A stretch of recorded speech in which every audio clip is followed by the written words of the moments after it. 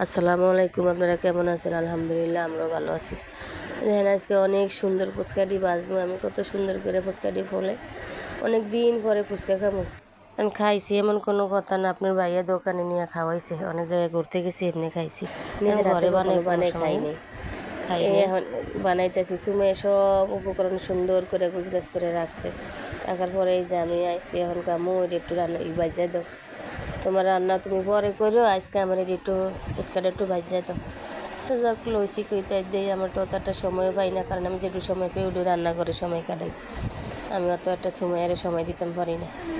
যাক সময়ে সব গুছগাছ করে আনছে, মানে এই যে আর আব্বু আজকে বাসায় কোথায় দেও বানাইয়া ধন্যবাদ টাতা সব কাইটটা পেঁয়াজ নিয়ে সব কাইটটা গুছগাছ করে রাখছে।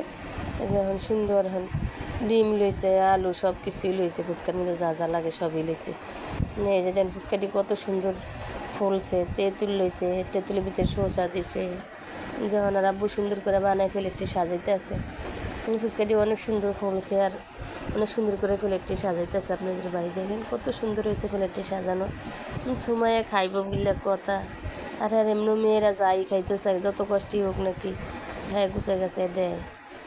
এই যে দেখেন সময় কামু, তুমি এত কষ্ট করে ভাত যা দেখো, তুমি একটা খাইয়া দেখো কেমন লাগে।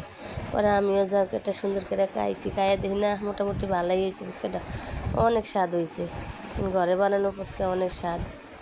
ইত্যাদি আপনারা এইভাবেই বানায় খাইয়া দেখেন ঘরে সময়ের মতো এমন সব কিছু গুছগাছ করে, তারপর আপনারা খাইয়েন, দেখেন কত সুন্দর হয়েছে।